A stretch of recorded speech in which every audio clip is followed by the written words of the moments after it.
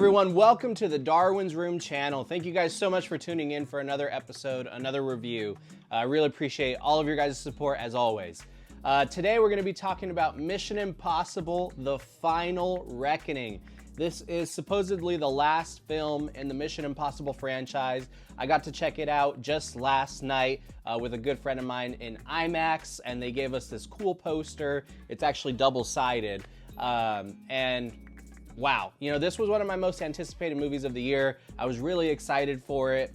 I can't believe it's decades spanning. You know, it's been such a long story. They've done so much with it. They've really upped the ante in a way over the years. So nonetheless, I've just been so eager to go and watch this film. And I respect Tom Cruise and his desire to provide authentic experiences for the movie theater.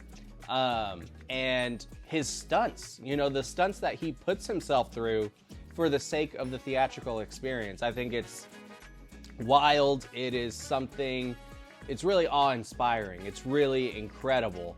But the dude is crazy. Like, when you see some of the stunts that he does throughout these films, it's outrageous. It's so wild, but it's so cool.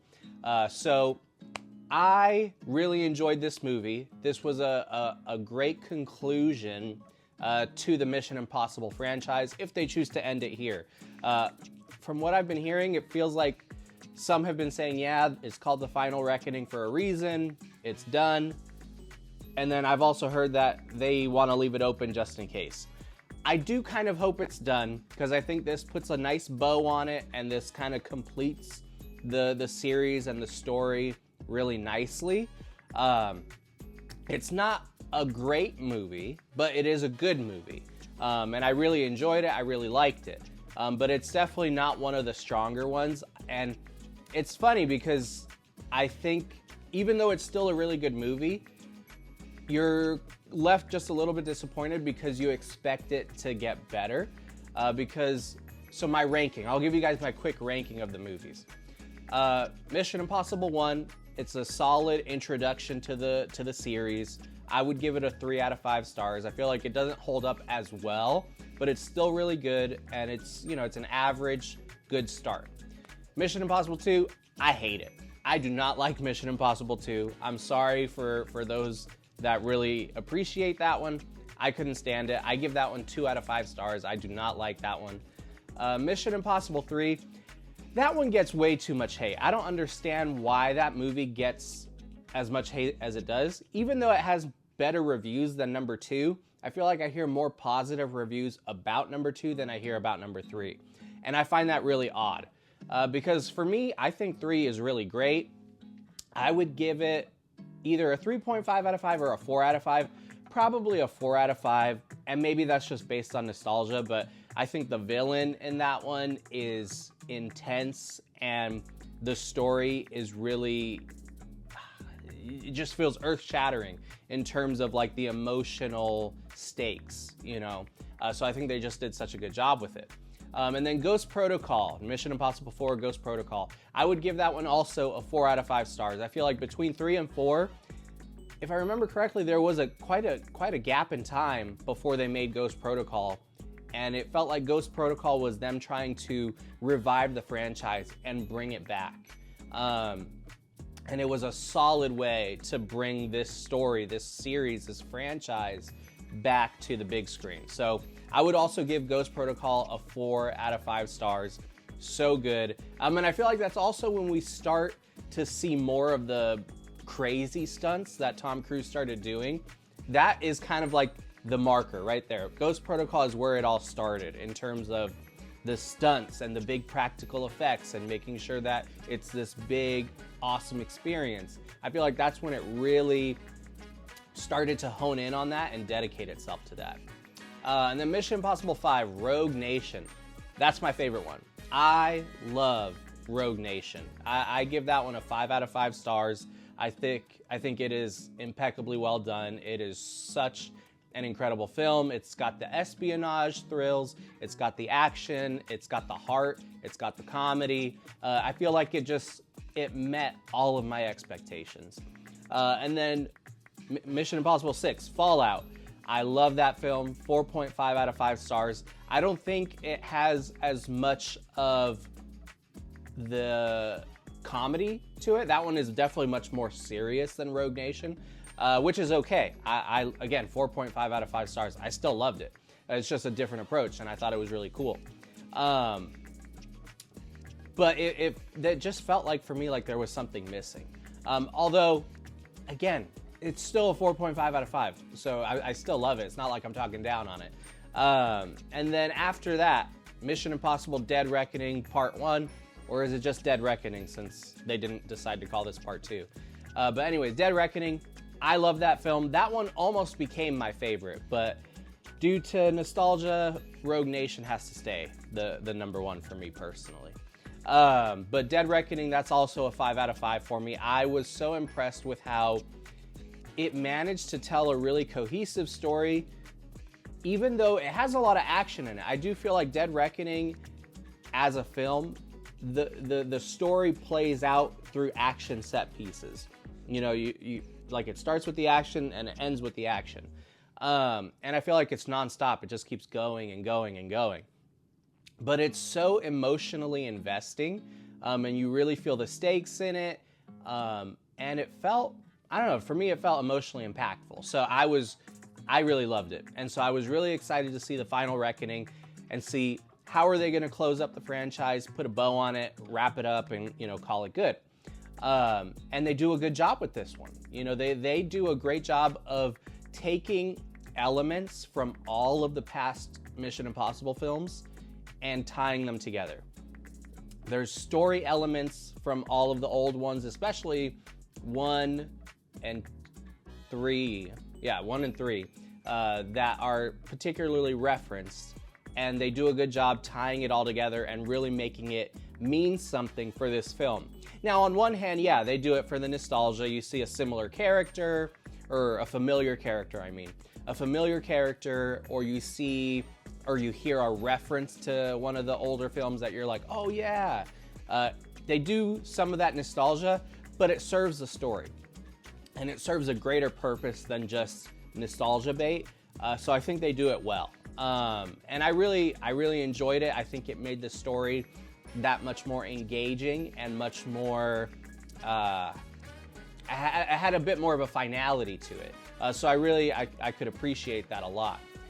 In terms of emotional impact, I do feel like there was something missing there. I felt like the characters were more surface level in a way. Like, we didn't really get as much emotional buy-in into what makes them tick and the difficult situation that they're in, given the plot of the film being kind of world ending. I didn't get the sense that the emotions weren't as poignant as they were in previous installments.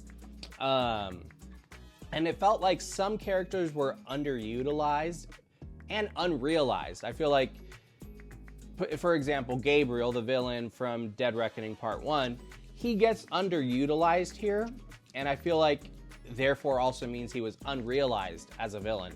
And he could have been a lot more effective if they had treated his villain character more like the Syndicate, you know, because that spanned from Rogue Nation and Fallout, and that was those two movies, how it connected the villain was really well done. Whereas Gabriel, he's a great villain, I think, in Dead Reckoning Part 1, but here he kind of takes a back seat. And so the villain of this movie, really the forefront of it is this AI, because the film follows this dangerous AI called the Entity that they have to put a stop to before it tries to end the world. And so I think because the villain isn't a physical being, like not a physical person, it's a little bit harder to kind of get on board with it. And it definitely, you know, it dives more into that, you know, spy, stop the AI type of realm, which is okay. It's still good. It's still enjoyable. I just didn't find it as engaging as past films. I think there's something about a physical villain that really reels you into the story. Someone where it's like, this physical person is making it hard for my favorite character, or this main character, the protagonist, to save the people that he loves.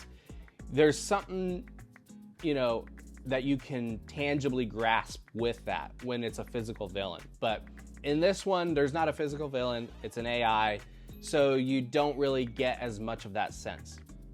In terms of the action is incredible. It's so good. There's a good amount of fight sequences and, you know, action set pieces and awe-inspiring stunt work. There's a lot of amazing stuff here. However, it does take a slower approach that I think for some people it might be hard to get on board with that, because it's kind of, some people might call it a slow burn. You know, they might definitely refer to it in that way, because the first hour and a half, basically just the first half of this movie, is much slower. It's very much focusing on espionage thrills and building up not the characters, but the character of this AI, and building up the stakes of what's happening, you know, and the timeline, because it's kind of like a ticking clock where they have to get to the AI before this happens. And even though it has that ticking time bomb type of element to it, you would think it would be fast-paced, but it is slower paced in the first half, which I was okay with because they do a lot of work connecting this story to the past films. And it made it feel like it was this grand scale story where you could binge from number 1 to number 8 to this last one and have a grand story that all connects to each other. So I think that the way that they did that was really intentional, really thoughtful. So the slow approach and the slower pacing felt methodical. You know, it felt very, there's a reason for this, I promise, you know? So I thought that was good how they did that. And then the last half, that's when you get your action set pieces. You know, there's the submarine, and it is really well done. It's really tense, and it's really fun. And then you got a really big plane chase sequence. And in between there's also a fight on a submarine. And, you know, you get your fights, and you get your action, and you get your thrills, you know, your action adventure thrills. And so they really do deliver on that second half. So in a way, this movie does meet both ends. You know, it gives you the espionage, slow burn thrills, and it gives you the action adventure thrills with the incredible stunt work. Really, in terms of how it plays out, it is good. It's a good movie. I think my big issue with it was just that the emotional connection to the characters felt not as present, you know, because it felt very surface level. You know, it felt as if, hey, we already know these characters over the last 7 or 8 films. Let's just have them go through this experience and let's not build on their characters anymore.